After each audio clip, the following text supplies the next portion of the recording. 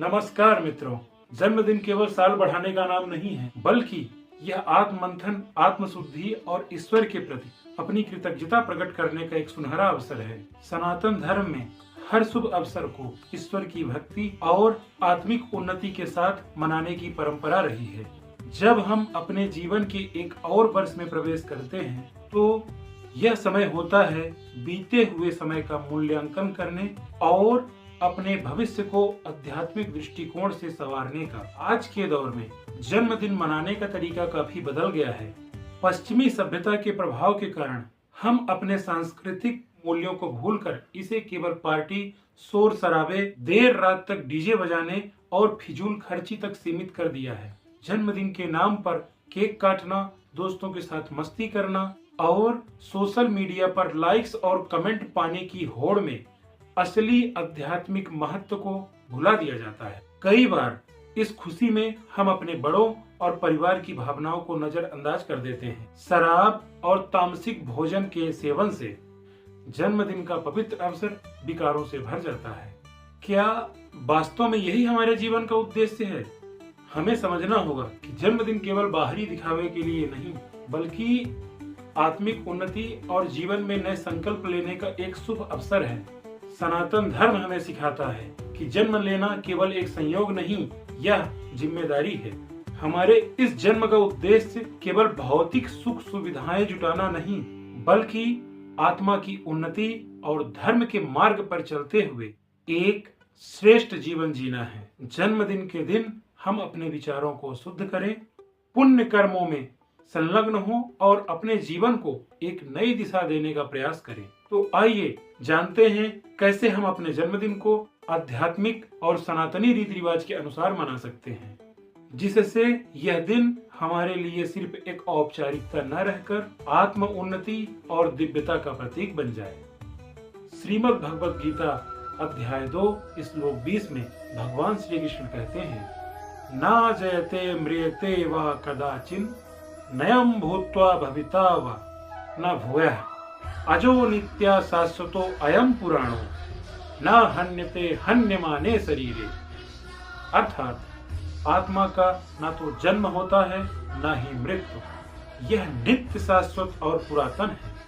शरीर के नष्ट होने पर भी आत्मा नष्ट नहीं होती। जन्मदिन के अवसर पर यह श्लोक आत्मा की अमरता और जीवन के सच्चे उद्देश्य को समझने के लिए प्रेरित करता है। नमस्कार दोस्तों, मैं सुभाष मिश्रा और आपका स्वागत करता हूं हमारे चैनल सुभाष मिश्रा अध्यात्म पीठ पर। आज के वीडियो में हम जानेंगे कि कैसे अपने जीवन को आध्यात्मिक और सनातनी तरीके से मनाएं, ताकि हमारा जीवन सुख, शांति और समृद्धि से भरा रहे। जन्मदिन के दिन सुबह जल्दी उठें, स्नान करें और शुद्ध वस्त्र धारण करें। घर के मंदिर में दीप जलाएं। प्राप्त करें। आप अपने उम्र के अनुसार दीपक जलाएं। जैसे कि आपकी उम्र 30 साल की है, तो आप 30 दीपक जला सकते हैं। भगवान का स्मरण करें और अपने जीवन को सही दिशा देने का संकल्प लें। इस दिन अच्छे विचारों का संकल्प लेकर ईश्वर का धन्यवाद करें। अनन्यास चिंत्यन्तो मां ये जनः पर्युपासते तेषां नित्याभ्युक्तानां योगक्षेमां वहाम्यहम्। अर्थात जो व्यक्ति अनन्य भाव से मेरी भक्ति करते हैं, मैं उनके योग, साधना और रक्षा का स्वयं ख्याल रखता हूँ।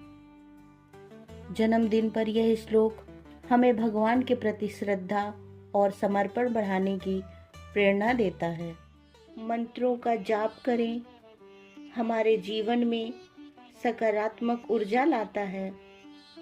जन्मदिन के दिन गायत्री मंत्र, महामृत्युंजय मंत्र या अपने इष्ट देव के मंत्रों का जाप करें। साथ ही हवन का आयोजन करें, जिससे घर का वातावरण शुद्ध और पवित्र हो जाता है।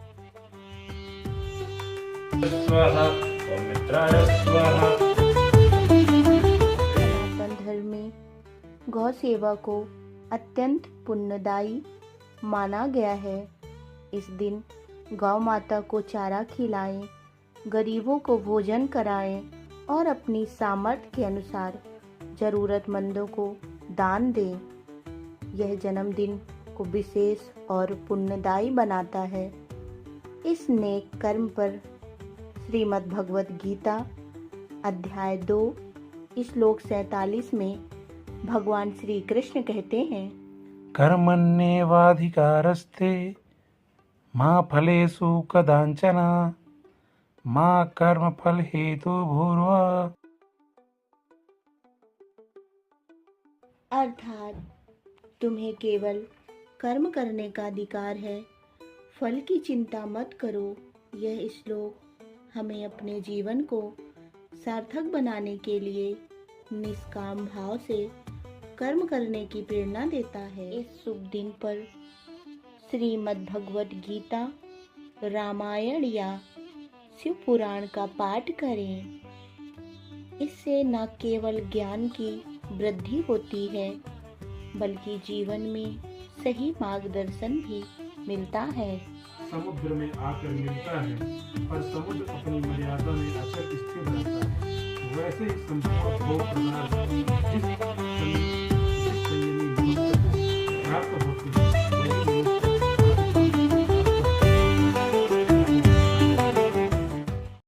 तुलसी माता की पूजा करें, उन्हें जल अर्पित करें और पर्यावरण संरक्षण के लिए एक पौधा अवश्य लगाएं। यह न केवल प्रकृति के लिए लाभदायक है बल्कि हमारे जीवन में सकारात्मक ऊर्जा भी लाता है।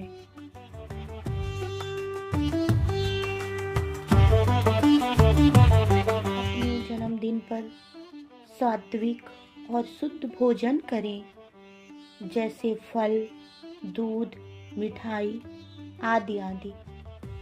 इस दिन नशा, मांसाहार और तामसिक भोजन से बचें और जरूरतमंदों को प्रसाद वितरित करें।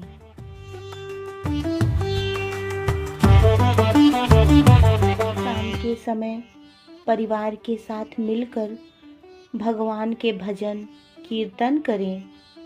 इससे घर का माहौल सकारात्मक और भक्तिमय बनता है।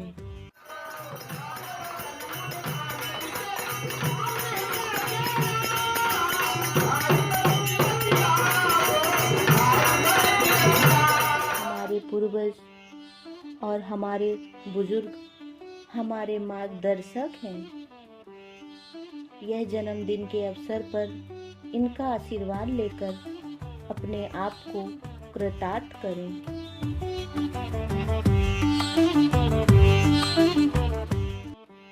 सनातन धर्म में माता, पिता और गुरु को ईश्वर के समान माना गया है।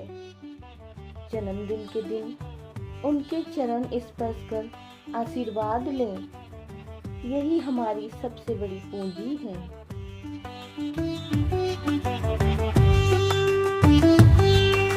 जन्मदिन के दिन आत्ममंथन का अवसर होता है।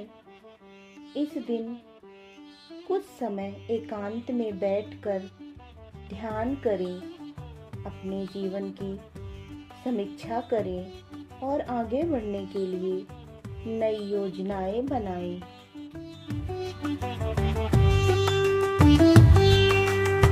तो मित्रों, आज की वीडियो में हमने जाना कि जन्मदिन को आध्यात्मिक तरीके से मनाने के कई महत्वपूर्ण पहलू होते हैं। जन्मदिन सिर्फ एक तारीख नहीं बल्कि आत्मिक उन्नति और खुद को समझने का एक अनमोल अवसर है। यह दिन हमें जीवन के हर पल का आभार प्रकट करने का एक अवसर देता है। हम जन्मदिन के इस शुभ अवसर पर उन लोगों का आभार प्रकट करते हैं जो हमारा साथ दे रहे हैं और आगे भविष्य में देंगे भी, और उन अनुभवों का भी आभार प्रकट करते हैं जिन्होंने हमें जीवन की सच्ची समझ दी। जब आप जन्मदिन को इस तरह से मनाते हैं तो यह सिर्फ एक दिन नहीं बल्कि आत्मिक शुद्धता, आंतरिक शांति और जीवन में सार्थकता का प्रतीक बन जाता है। इसे खुशी, आभार और सेवा के साथ मनाएं और महसूस करें कि इस जीवन का हर पल आशीर्वाद है, जो हमें अपने उद्देश्य की ओर आगे बढ़ने का अवसर देता है। मिलते हैं एक और नई प्रेरणादायक जानकारी के साथ अगले वीडियो में। तब तक के लिए खुश रहें, स्वस्थ रहें, फिट रहें और अध्यात्म से जुड़े रहें। और हमारे चैनल सुभाष मिश्रा अध्यात्म फिट को सब्सक्राइब करना ना भूलें। हर महादेव।